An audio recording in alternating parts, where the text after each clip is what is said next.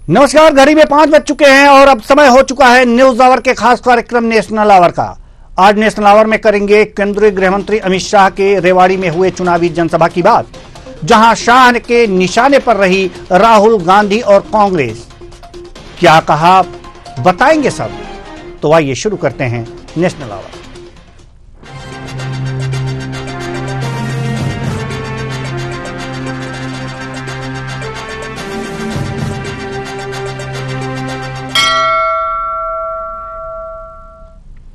रेवाड़ी की चुनावी जनसभा में केंद्रीय गृह मंत्री अमित शाह ने एमएसपी को लेकर राहुल गांधी पर व्यंग्यबाण छोड़े।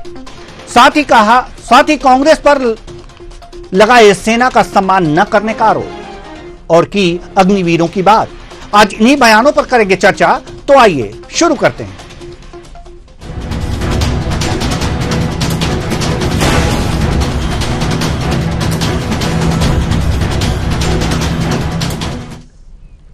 एक चुनावी जनसभा को संबोधित करते हुए कांग्रेस को अमित शाह ने आड़ों हाथों लिया। साथ ही साथ हरियाणा चुनाव को लेकर केंद्रीय गृह मंत्री अमित शाह ने रेवाड़ी में रैली की। रैली में शाह ने कहा कि सेना में भर्ती होने वाले हर अग्निवीर को पेंशन वाली नौकरी देंगे। शाह ने कहा कि कांग्रेस वाले सेना का सम्मान नहीं करते। कांग्रेस ने सेना अध्यक्ष को गुंडा कहा था। शाह ने राहुल गांधी को चुनौती दी कि वह कांग्रेस शासित राज्यों में एमएसपी लागू करके दिखाएं। शाह ने दोहराया कि हरियाणा में कांग्रेस की रैली में पाकिस्तान के नारे लगे। और क्या कुछ कहा, आइए जानते हैं।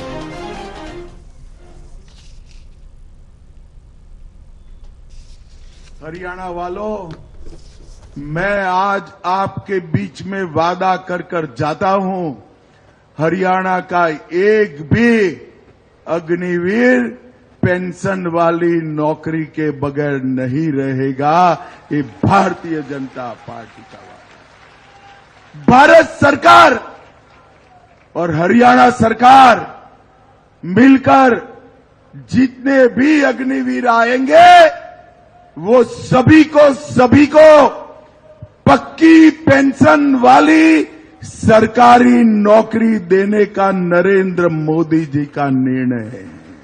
भाइयों बहनों, ये कांग्रेस हमेशा सेना का अपमान करती है।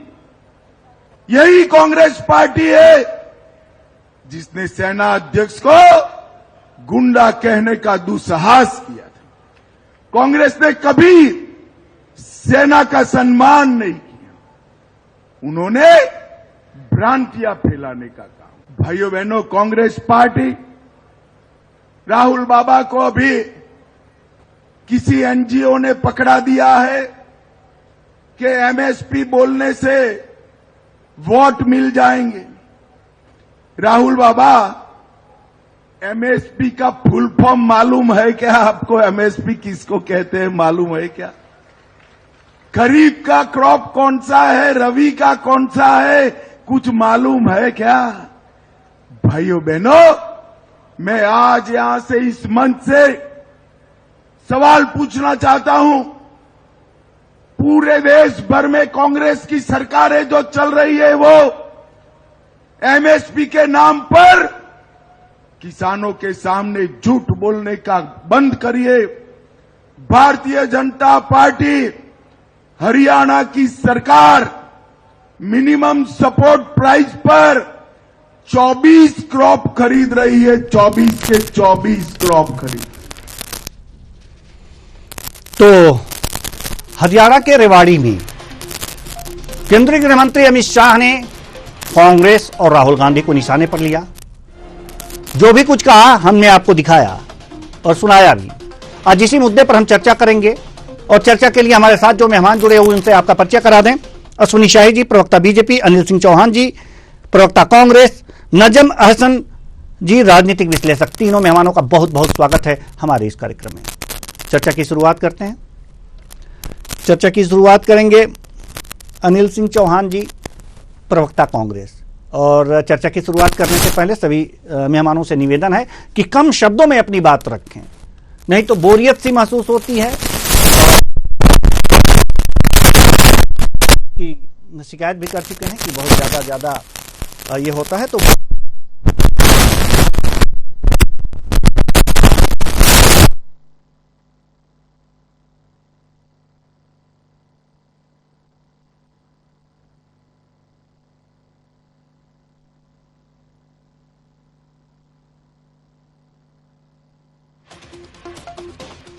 हम अपने दर्शकों को अपने मेहमानों से परिचय करा रहे थे। अश्विनी शाही जी बीजेपी प्रवक्ता, अनिल सिंह चौहान जी प्रवक्ता कांग्रेस, नजम अहसन राजनीतिक विश्लेषक, तीनों मेहमानों का एक बार फिर स्वागत है।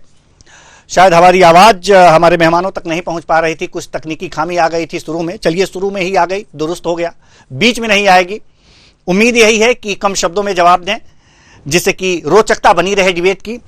अनिल सिंह जी चौहान प्रवक्ता कांग्रेस, अमित शाह जी ने जो बयान दिया है, जो यहां पर जाकर के हमला किया है कांग्रेस पर और राहुल गांधी जी पर, राहुल गांधी जी के लिए तो उन्होंने ये बातें कह दी हैं कि राहुल गांधी को एमएसपी का पता नहीं फुल फॉर्म मालूम है या नहीं, यहां तक बात कही है। क्या कहेंगे आप? बहुत देवेंद्र जी, आपको, आपके विश्लेषकों को और विद्वान दर्शकों को मेरा नमस्कार। आज के इस डिबेट में उपस्थित सभी सम्माननीय अतिथियों को नमस्कार। मेरी आवाज पहुंच रही है? जी जी बिल्कुल बिल्कुल, और बहुत साफ पहुंच रही है जी जी। तो देवेंद्र जी, क्या है, अमित शाह जी का ज्यादा सामना सुबह से शाम तक जयंत शाह से होता है, जिसको वो अभी सेक्रेटरी बनाकर रखे थे बीसीसीआई का, अब लगे हुए हैं आईसीसी का अध्यक्ष बनाने में। तो जब जयंत शाह से जिसका सुबह से शाम तक सामना होगा, जिसको यह नहीं मालूम कि क्रिकेट के बैट की स्पेलिंग क्या होती है, क्रिकेट का सी क्या होता है, तो उनको ऐसा ही दूसरों से भी लगता है। दूसरा, गांधी परिवार से फोबिया उनका नया नहीं है, ये तो शुरू से है।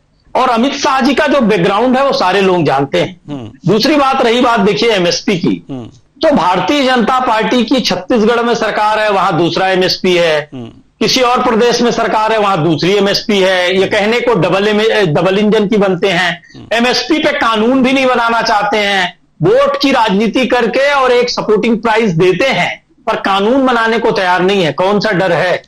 और जब आप कानून बनाने को तैयार नहीं है तो अपने ही पाले में गोल क्यों मार रहे हैं? अमित शाह जी को यह सोचना चाहिए। देखिए, कृषि एक ऐसा विषय है देवेंद्र जी, जो केंद्रीय और मतलब राज्य सूची दोनों नहीं, समवर्ती सूची का विषय, और मैक्सिमम पावर सेंट्रल गवर्नमेंट के पास है। ऐसी स्थिति में सेंट्रल गवर्नमेंट इस दिशा में अगर कोई सार्थक कानून बनाने की दिशा में आगे नहीं बढ़ पा रही है और विपक्ष पर प्रहार करती है, तो बड़ा हास्यास्पद है। देखिए, किसानों को प्रधानमंत्री जो निधि, एक किसान सम्मान निधि दी जाती है, 10% किसानों को इस देश में मिलती है, 90% किसान उससे वंचित हैं। गरीब से गरीब किसान वंचित है, और उसका दोबारा ये रिव्यू नहीं कर रहे हैं कि साहब इनको और देना चाहिए। आप मध्य प्रदेश, छत्तीसगढ़ से हरियाणा तक देख लीजिए, हरियाणा में जो इनका भ्रष्टाचार था वो चरम पर था। और जिस तरह से कृषि बिल पर 700 किसानों से अधिक किसानों की बलि चढ़ाई गई, उनको कभी आतंकी, कभी खालिस्तानी, कभी आंदोलनजीवी, क्या क्या नहीं कहा गया। ऐसा कहकर न सिर्फ उन किसानों का बल्कि लोकतंत्र का उपहास उड़ाया गया। तो यह सारा खेल हरियाणा की जनता समझती, हिंदुस्तान की जनता समझती है। ये लोग जो धर्म और ईडी, आईटी, सीबीआई और 2 खानदानों का धन इतना इस्तेमाल करके चुनाव जीतने की कोशिश करते हैं, दलों के सिंबल ये छीनने का प्रयास करते हैं, खाते सीज करने का प्रयास करते हैं। अब हिंदुस्तान की जनता, हरियाणा की जनता, दिल्ली की जनता, पूरे प्रदेशों की जनता इनके सच को जानने लगी है देवेंद्र जी, और बौखलाहट में कुछ का कुछ बोल रहे हैं। और अमित शाह जी अकेले नहीं, प्रधानमंत्री मुजरा, भैंस, पता नहीं क्या क्या बोल गए थे, आप लोग तो खुद सुने हैं। कभी शाम पर वोट मांगते थे, कभी कोई बात कह देते थे, फिर कहते थे मेरा ये बयान ही नहीं है। तो ये सारा देश इनका ये तमाशा देख चुका है। ये पलटू राम लोग हैं और हमेशा दो रंगी बातें करते हैं, दो मुही बातें करते हैं। ना इनको देश से मतलब है, ना इनको किसानों से मतलब है, ना इनको जमहूरियत, डेमोक्रेसी से मतलब है। सिर्फ सत्ता कैसे हासिल की जाए और कैसे 2 लोगों की जेबें भरी जाए और उन 2 लोगों से कैसे चुनाव में फंड लिया जाए जी। ये सारा इस तरह का सिंडिकेट बनाकर खेल खेला जा रहा है। जी, आएंगे आपके पास हम। अश्विनी शाही जी प्रवक्ता बीजेपी, हम आपके पास आना चाहेंगे। सवाल यह है कि केंद्रीय गृह मंत्री अमित शाह ने रेवाड़ी में यह बात कही है कि हरियाणा के हर अग्निवीरों को पेंशन वाली नौकरी दी जाएगी। हरियाणा के, ध्यान दीजिएगा, हरियाणा के हर अग्निवीरों को पेंशन वाली नौकरी दी जाएगी। और जगह के अग्निवीर कुछ पाप कर दिए हैं क्या? क्यों हरियाणा के ही अग्निवीरों को दी जाएगी? नहीं देवेंद्र जी, ये चुनाव में जो भाषण हुआ हरियाणा में हो रहा था, चूंकि वहां के लोगों के, हरियाणा के अग्निवीरों पर जिस तरीके से लोकसभा में बहुत सी चीजों पर संविधान आरक्षण को लेकर भ्रम फैलाया गया, वैसे यहाँ अग्निवीर पर लेकर भ्रम फैलाया जा रहा था। उसको उन्होंने करने के लिए देखिए वहां पर श्योर साठ नौकरियों की बात की। अग्निवीर में बहुत सी चेंजेज हो रहे हैं, अभी बहुत सी चीजें हो रही हैं, उसके लिए उन्होंने वो जिक्र किया कि हरियाणा के, चूंकि हरियाणा में चुनाव हो रहा है इसलिए अभी हरियाणा की बात उन्होंने किया। चूंकि ये सेंट्रल की स्कीम है, अगर ये लागू होगा तो पूरे देश के अग्निवीरों पर लागू होगा, ऐसा नहीं कि सिर्फ हरियाणा पर लागू होगा। लेकिन चुनाव हरियाणा में हो रहा है इसलिए उन्होंने कहा। एक दो बात हमारे भाई अनिल जी ने कहा, उसका जवाब भी देना चाहता हूं। जय शाह का नाम लिया कि उनको कुछ पता नहीं है, तो भाई राजीव गांधी जी मैराथन के धावक थे या जो है स्काई डाइविंग किया करते थे। खेल रत्न पुरस्कार उनके नाम से कैसे हो गया? स्टेडियम उनके नाम से कैसे हो गया? गांधी परिवार क्या जो है हॉकी खेलता हुआ पैदा हुआ था कि उसके नाम से 450 जगहों पर नाम उनका हो गया, और खेल के कम से कम 100 जगहों का नाम उनके ऊपर है। शरद पवार जी को आप लोगों ने आईसीसी का प्रेसिडेंट कैसे बना दिया था? तो थोड़ा सा धैर्य रखकर सोचा करे कांग्रेस कि हमारे भी घर शीशे के हैं, दूसरे के घर पे सी पत्थर चलाने से पहले हम सोच लें इस चीज को। रही अब हरियाणा की बात, चुनाव में हरियाणा में हमने किसानों के लिए काम किया। इन्होंने अभी एक बात बताया कि किसान सम्मान निधि इतने लोगों को मिल रही है। एक बड़ा ही रोचक तथ्य आया था, पंजाब में इनकी सरकार थी, चन्नी साहब, किसान सम्मान निधि की आधार कार्ड का सबका लिंक हो रहा था। 15 लाख किसान बाहर होगा पंजाब से, अब सोचिए, फर्जी आधार लगाकर। राशन कार्ड इन लोगों ने, जब हम लोग आए चेक कराए तो कांग्रेस की सरकार के बाद, तो राशन कार्ड पूरे देश में 5 करोड़ राशन कार्ड बेकार हुए थे, फर्जी थे। तो ये लोग वही मनरेगा में देते थे, फर्जी काम करते थे ये लोग। इनका तो आदि से अंत तक फर्जी पे तय है। किस तरीके से आज 3D की बात की, डीलर, दामाद और वो क्या नाम है, वो एक कुछ कहा उन्होंने, 3D की बात की जी, डीलर, दामाद और कुछ ऐसे कहा था जी। तो ये इन लोगों का एक काम था, पर्ची और खर्ची। हरियाणा में पर्ची पर हुड्डा साहब के नौकरियां मिला करती थी, 10 लाख 5 लाख लेकर नौकरी मिल जाती थी। आजकल बड़े मीम बन रहे हैं, अरे यार तो बड़ा गड़बड़ हो रहा है, क्या हो रहा है भाई? 6 लाख रुपए होते तो मैं सरकारी मुलाजिम लगा होता। ये सरकार आई, कुछ पैसे नहीं ले रही है, सरकार तो पलट रही है। वो सरकार तो पर्ची पर नौकरी देती थी हमको। इस तरीके के मीम चल रहे हैं सोशल मीडिया पर। तो अब ये लोग सोचे कि ये लोग करते क्या थे। वहां के किसानों को जो है एमएसपी जो मिलती थी, कितने अनाजों पर ये देते थे, हम देते हैं। भावांतर योजना हमने लागू किया है, सिंचाई की व्यवस्था बेहतर हमने की है, बिजली हम बेहतर दे रहे हैं। तो ये लोग वहां पर आने के बाद आज जनता ये समझ रही है। देखिए अभी कुछ दिन पहले लोकसभा का चुनाव हुआ, 8500 रुपए का भ्रम फैलाया गया, आरक्षण खत्म कर देंगे भाजपा वाले, और विदेश में जाकर कह रहे हैं हम ही खत्म करेंगे इसको, संविधान खत्म हो जाएगा। तो ये सब चीजें भ्रम, 8500 रुपया मांगने पहुंची जनता इनके कांग्रेस कार्यालय पर, इन्होंने नहीं दिया। जनता समझ गई कि ये बेवकूफ बना रहे थे। अब वोट जो है भाजपा को देना है। तो तीसरी बार सैनी साहब के नेतृत्व में सरकार बनने जा रही है। कांग्रेस वहां दूर दूर तक हमारे सामने नहीं है। ठीक है, नजम अहसन जी, हम आपके पास आना चाहेंगे, राजनीतिक विश्लेषक हैं आप। सवाल यहां पर यह है कि जो बातें अग्निवीरों के बारे में कही हैं केंद्रीय गृह मंत्री अमित शाह जी ने, उसको स्पष्ट तो कर दिया अश्विनी शाही जी ने कि ये पूरे देश के अग्निवीरों की बात की जा रही है। लेकिन आपको क्या लगता है कि ये सही है? उन्होंने पूरे देश के अग्निवीरों के बारे में बात की है? दिल्ली सबसे पहले सबसे पहले बात ये है कि अग्निवीर की बात हो रही है।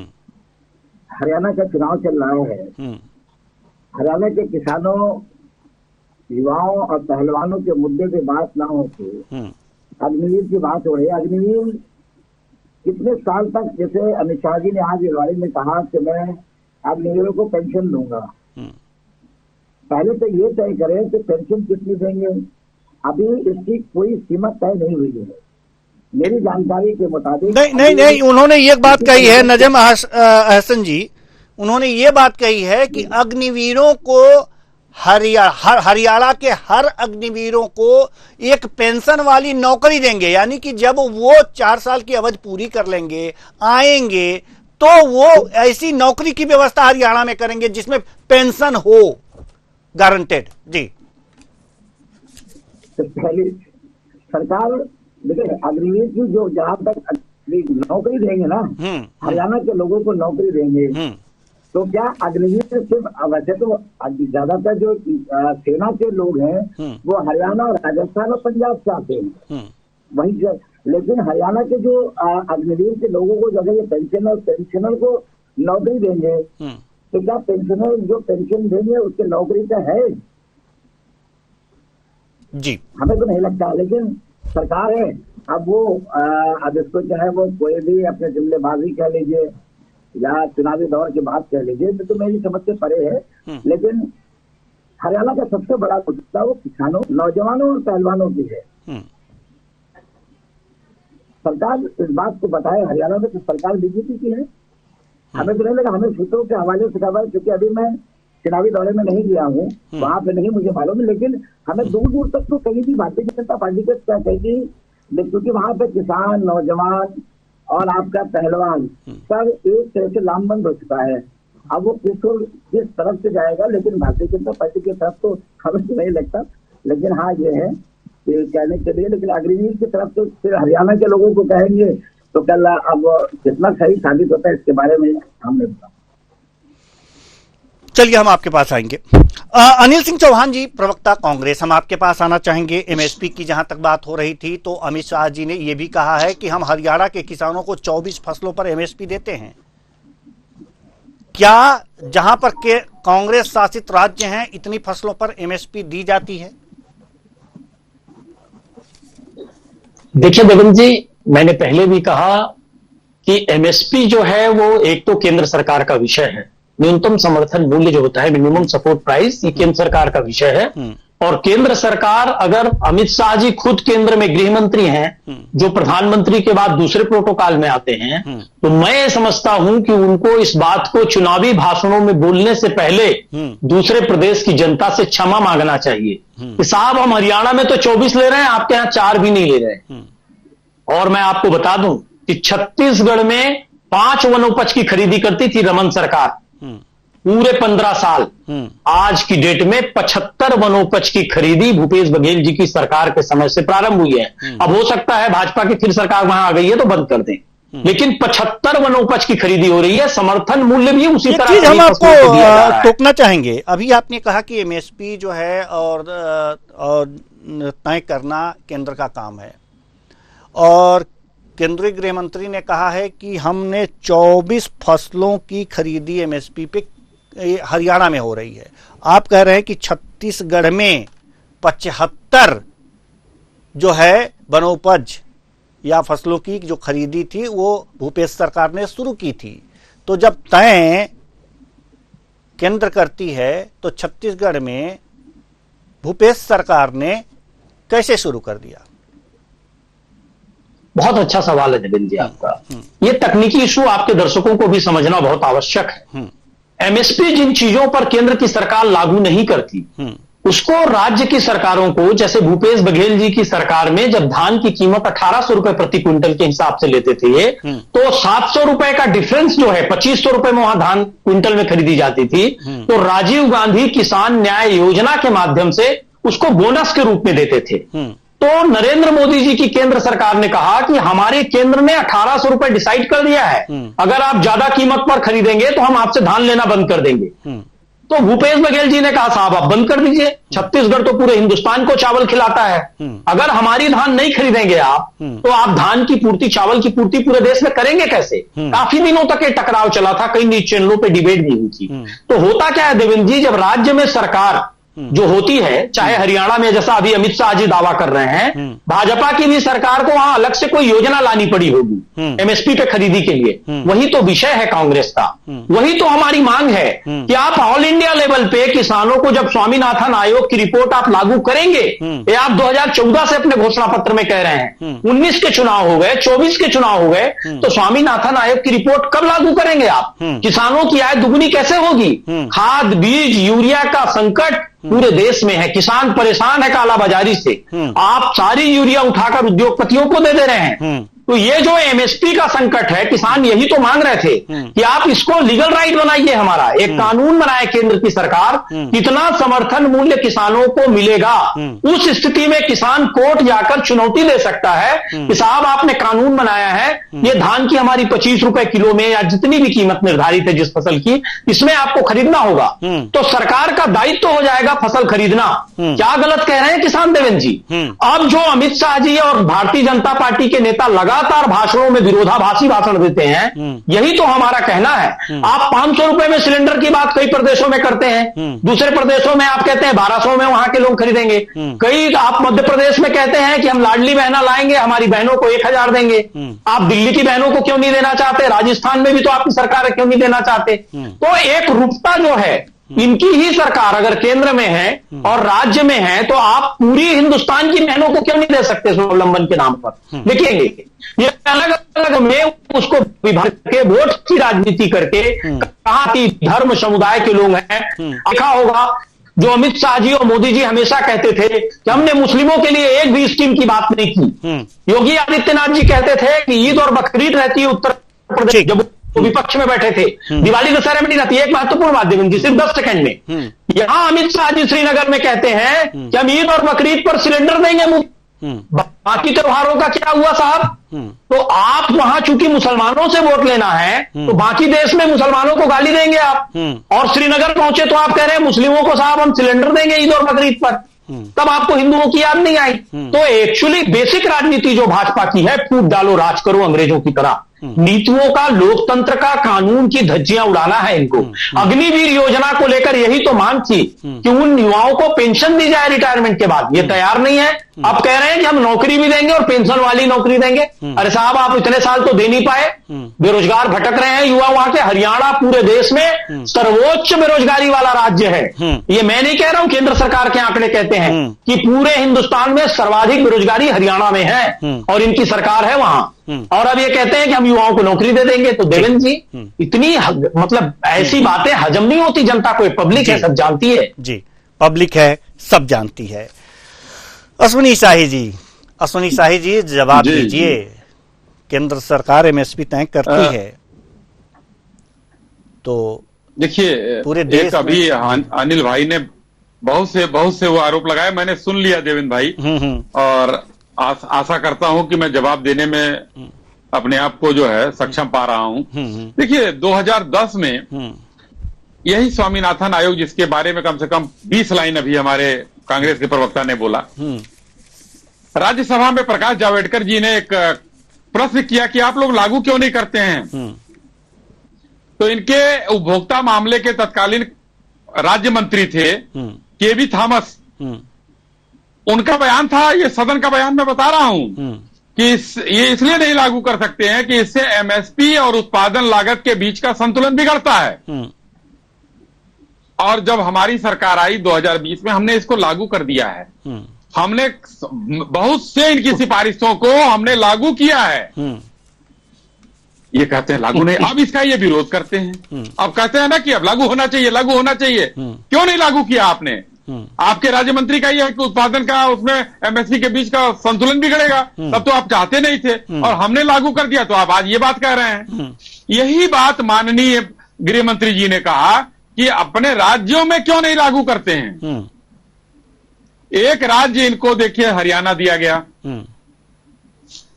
वहां पर खर्ची और पर्ची इन्होंने लागू करके किस तरीके से किया कि भारतीय जनता पार्टी के पक्ष में आ गया। जनता ने भरोसा किया कर्नाटक पर, तेलंगाना पर और हिमाचल पर। हिमाचल के हाथ में कटोरा दे दिया इन लोगों ने। इतना फ्री बीज बांटा, बिजली फ्री देंगे, दिया नहीं, बिजली के दाम बढ़ा दिया। पानी फ्री देंगे, वो भी नहीं दिया, डीजल पेट्रोल के दाम बढ़ा दिए। आज मंत्रियों के और अफसरों के तनख्वाह देने के पैसे नहीं है।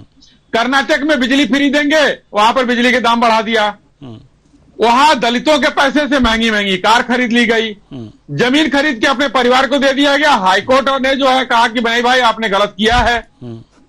जातीय जनगणना पर इतना वो करते हैं ना, वैसी कर्नाटक में करा कर रखा है राहुल जी ने। और उसके विरोध में चले गए हैं डीके शिव कुमार जी कि नहीं ये आगे नहीं ये जाएगा, इससे जातिगत दिक्कत होगी, लिंगायत और वो पता नहीं कौन कम हो रहा है या बढ़ रहा है, तो वो वहां घोषित नहीं कर रहे हैं।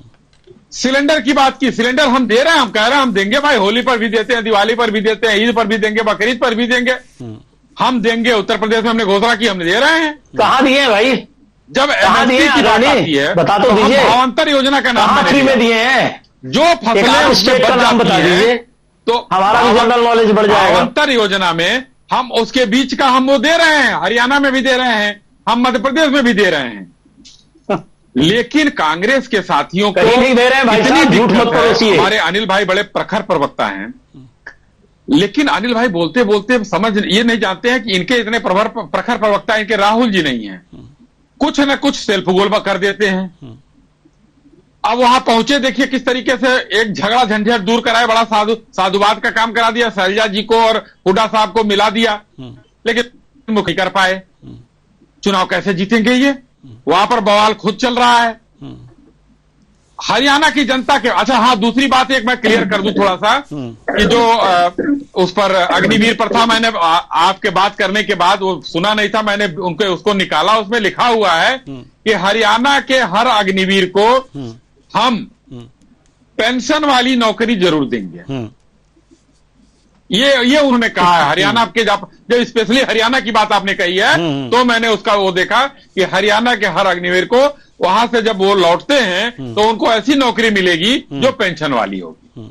तो वही मैंने प्रश्न किया था, पहला प्रश्न वही मैंने आपसे किया था कि अन्य देश के अग्निवीरों ने कौन सा पाप कर दिया है।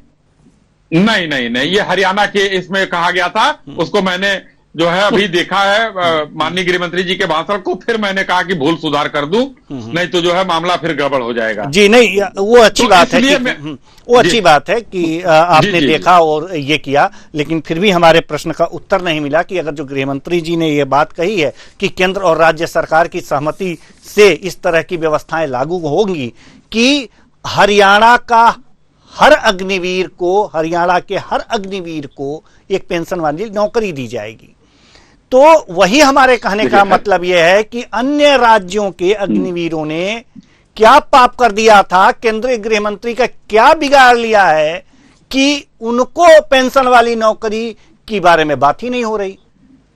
हरियाणा की जैसे दो तीन जगह